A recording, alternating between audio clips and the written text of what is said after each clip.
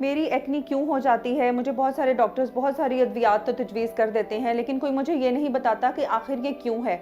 अगर मुझे पता होगा कि एक्नी किन वजूहात की वजह से बनती है तो प्रॉब्लली मैं इसको बेटर टेक केयर कर पाऊँगी, क्योंकि मैं अपनी केयर जिस तरीके से कर सकती हूँ उस तरह तो कोई भी नहीं कर सकता।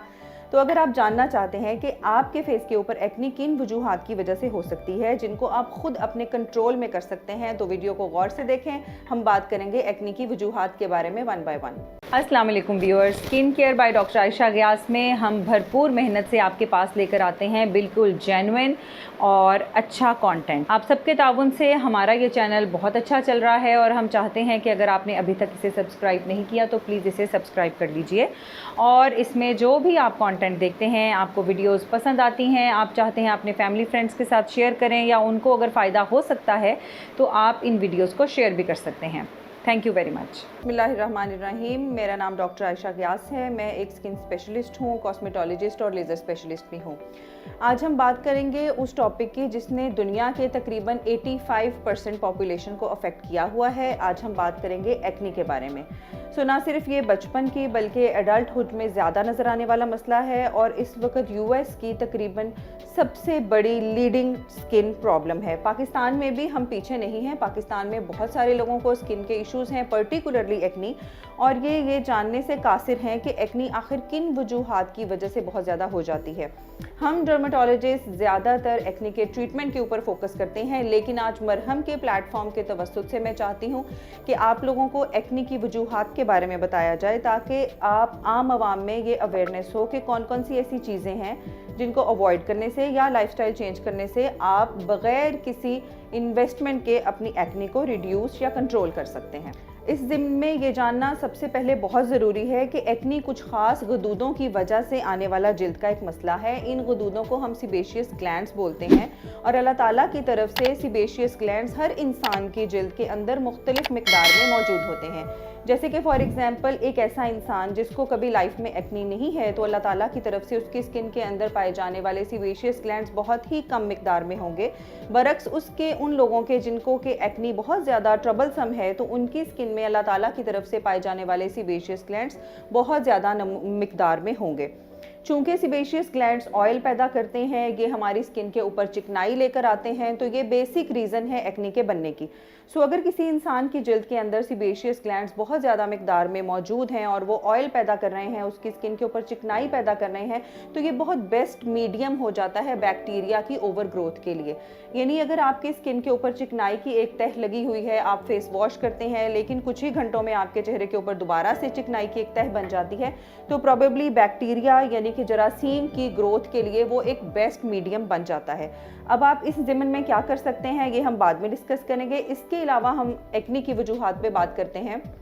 Apart from excessive oil production यानी कि चिकनाई का बहुत ज़्यादा बनना गदूदों की वजह से, इसके अलावा जो मेरी प्रैक्टिस में, मेरे तजर्बे में बहुत ज़्यादा बड़ी कॉज मैंने देखी एक्नी की, वो है ओवर यूज़ ऑफ कॉस्मेटिक्स।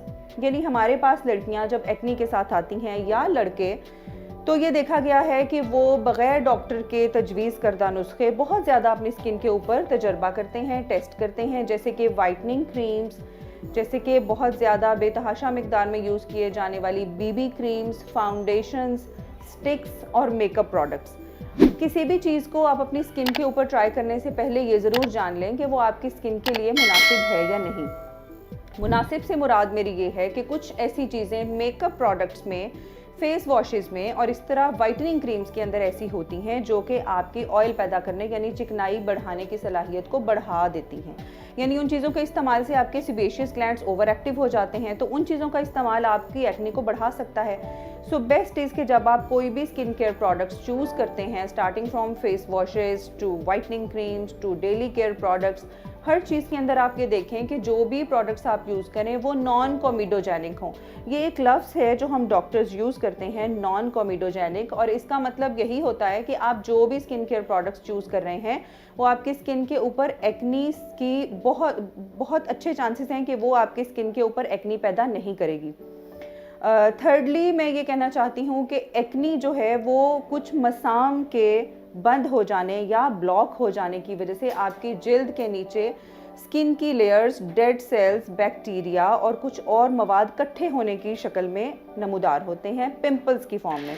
सबसे पहले एक्नी की जो आप नमूदार होगा स्किन के ऊपर वो होगा ब्लैक हेड्स, वाइट हेड्स, और अगर उसमें जरासीम चले जाते हैं, बैक्टीरियल ओवरग्रोथ होती है, तो फिर आपके रेशे वाले दाने या गिल्टियाँ नमूदार होना शुरू हो जाती हैं। पहली स्टेज जिसके ऊपर आपको नोटिस लेना चाहिए कि आपकी स्किन के ऊपर एक्नी आ रही है या पहले से मौजूद एक्नी बढ़ रही है, वो होगा black heads and white heads का पैदा होना।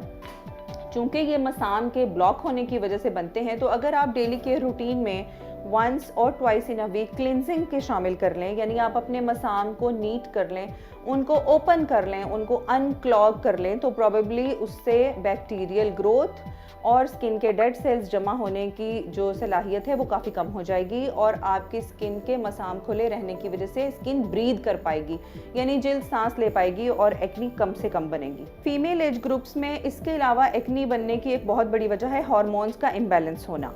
बहुत सारी ख़वातीन में ये देखा गया है कि उनके पीरियड्स और इसके अलावा ज़िंदगी के कुछ ख़ास फेजेस में, जैसे कि प्रेगनेंसी, उसमें देखा गया कि हार्मोन्स के ऊपर नीचे होने की वजह से, हार्मोन्स के इम्बैलेंस होने की वजह से भी फेस के ऊपर एक्नी आ जाती है।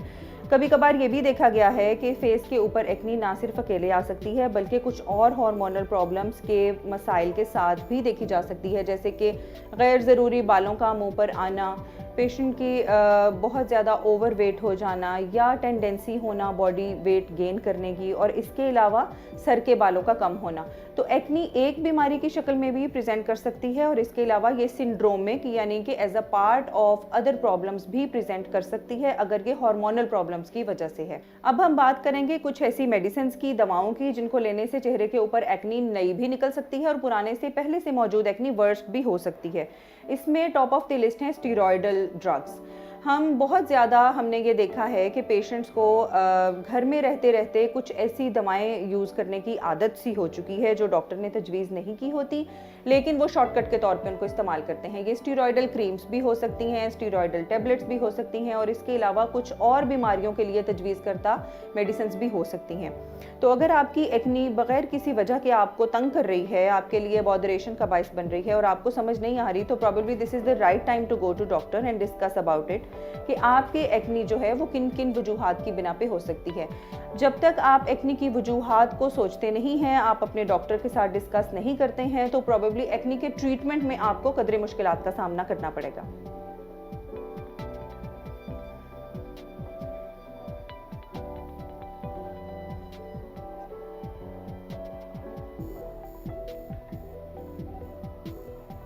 अगर किसी पेशेंट के फेस पर पहले से एक्नी मौजूद है तो उन्हें चाहिए कि बहुत हार्श फेस वॉशेस इस्तेमाल ना करें।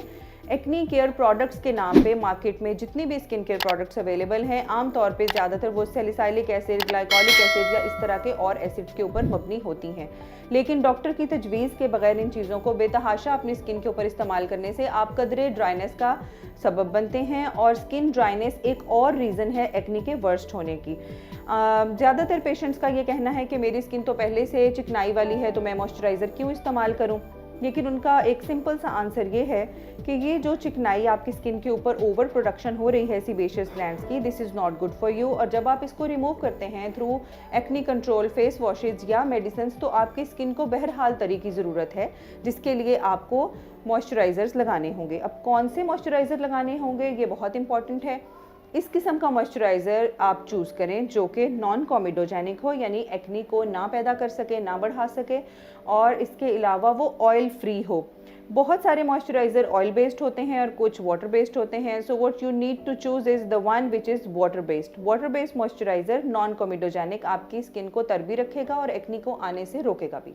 तो व्यूअर्स, आज हमने बात की एक्नी की वजूहात के बारे में, जिसमें सबसे टॉप मोस्ट कॉज थी कि आपके सीबेशियस ग्लैंड्स ओवर एक्टिव हो जाते हैं। इसके अलावा डेली केयर प्रोडक्ट्स अच्छी नहीं हैं, वाइटनिंग क्रीम्स का इस्तेमाल, बेतहाशा कॉस्मेटिक्स का इस्तेमाल, मेकअप केयर प्रोडक्ट्स और आपकी diet patterns and hormonal imbalances.